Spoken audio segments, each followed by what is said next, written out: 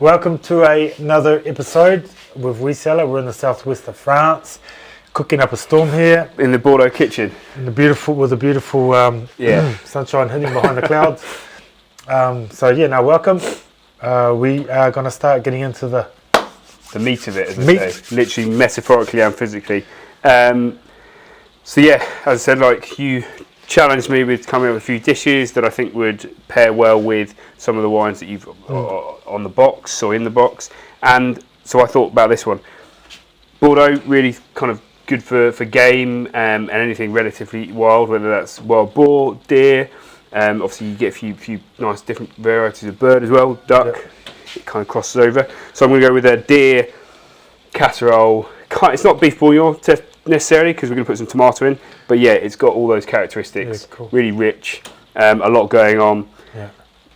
And yeah, we'll be perfect with red wine. Pair well. Yeah, a lot exactly. of left bank, I'd imagine. Big. So yeah, we got a leg of deer. I think it was a roebuck, depending how sort of the size of it. Yeah, that will change. I mean, got people in England who want to venture into the whole venison world. There are different types, and especially anyone in Cornwall, there's tons. We've got loads of it, and it's just about finding someone who does it. And the venison is low in fat. Ironically, I'm going to be throwing in some smoked bacon because of it's low in fat. I feel it needs to be just pumped up. It's lean. It is lean, super lean. So you've got to keep an eye on it. You cook it overcook it too much. I know it's a casserole. We want to cook it for a low and slow period, but too long and it goes like dry and horrible. So it's really important whether you put smoked bacon, even just like skin a couple of sausages and whack them in, or even put 50-50 with beef. Yeah. Because for those who don't want to get straight into the venison game world because they find it a bit overpowering, just put 20% in. Yeah. If you've got. And I imagine in some countries as well, it's pretty hard to get your hands on game. Yeah. So beef is beef, a good exactly. If you want to substitute beef, either do stewing steak, or I would go personally with something like chuck, which is shoulder diced up. Then we're gonna start getting this. It's a slow cook, but at the same time, when I think about casseroles and do cook them, it's not a question of chuck everything in the pot and put it in the oven. You can do things to up the quality and give yourself a bit more depth of flavour and a bit more detail. It's not difficult, it's just I think it's worth doing this process even if you're putting it in the slow cooker. So we're going to get some colour on the smoked bacon and our deer that I've diced. If you kind of go 2-inch cubes, and then for the smoked bacon just chop it up into slight like bits, or smoked pancetta. Do you know what I mean? That's already done for you.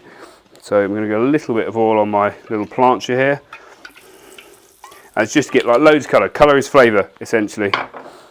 So bacon can go on.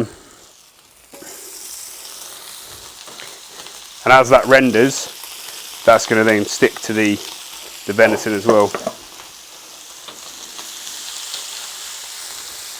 Good chance while it's frying off, you can get a nice bit of generous seasoning on it.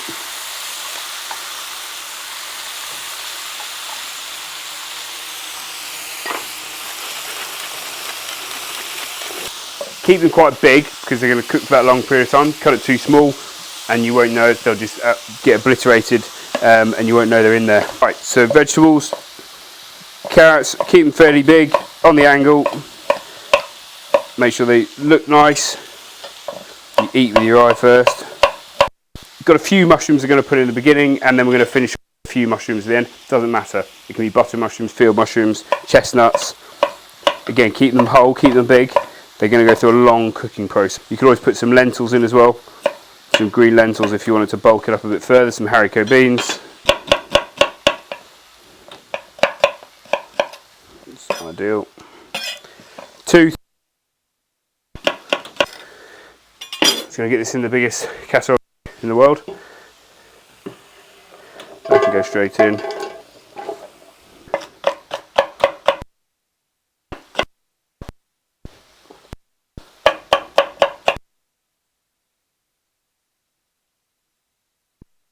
And then some of these mushrooms, I'm literally going to just put them in whole.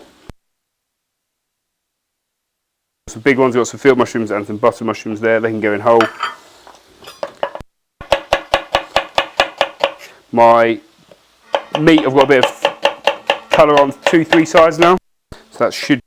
So, I'm going to start whipping this meat out. Go on. If you're at home, you can pan. You can deglaze the pan as well if you want to. Right, so I've taken all the venison off. It's got a nice load of colour. Again, if it's in a pan, you can now transfer it to your whatever you're going to cook it in, your casserole dish. To make this sauce a little bit thicker, you can add gravy granules if you want to, something thicker at the end. But I just put a bit of flour on now, so a couple of tablespoons, and then we'll mix that in. That should be enough. So dust your flour onto there, and then give it a good mix. This is going to cook for like a really long period of time, so you don't need to worry about dusting. Like traditionally, you dust the meat, but I never find it makes that much difference really. Dusting, so you're going to dust the meat with flour if you want to before it goes in there. But I always find you get better colour on the meat before, so I always just do it after to make sure you give it a good stir. That flour then stick to anything really that's got some moisture on. Happy days. Good mix in there. Bouquet garni, or you can just do a few bay leaves and some rosemary. It's not a problem. That can just go in whole.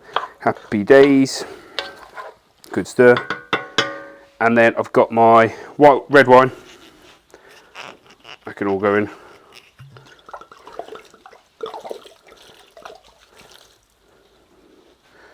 There we go.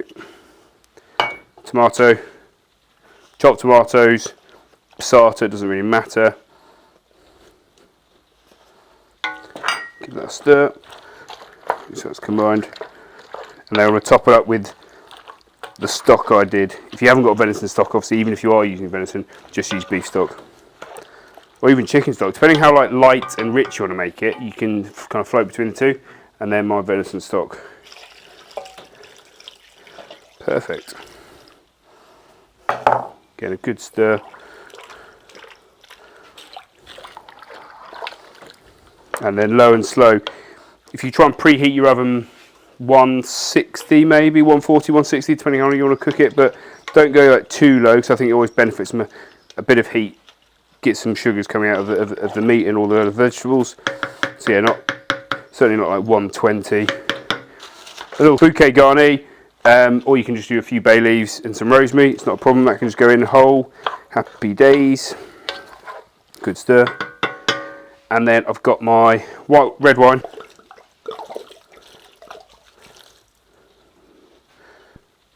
Chopped tomatoes, passata, doesn't really matter. And then I'm going to top it up with the stock I did. If you haven't got venison stock, obviously, even if you are using venison, just use beef stock. Or even chicken stock, depending how light and rich you want to make it, you can kind of float between the two. And then my venison stock. And then low and slow. If you try and preheat your oven 160 maybe, 140, 160, depending on how you want to cook it, but don't go like too low because I think it always benefits from a bit of heat. Get some sugars coming out of the meat and all the other vegetables.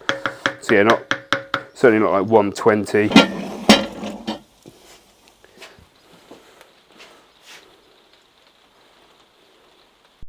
Right, welcome back. It's been 2.5, 3 hours. This is looking tasty. Checked it a few times, obviously, give it a nice stir. Also, if you wanted to throw in some mushrooms at different stages of the cooking process as well, that's also nice. Different textures, it's going to cook differently. Also add a little bit more liquid as well. But yeah, all I've done is added a handful of mushrooms towards the end, about half an hour, 3/4 an hour before the end of its cooking time, and job done. So that's looking very nice, and we can plate up. But yeah, all you got to do is just make sure the leg and the venison is nice and soft. That's literally it. All the flavours there. Happy days. It's your classic beef bourguignon, but with a little twist, and it's a bit of roebuck instead. Just a bit of green.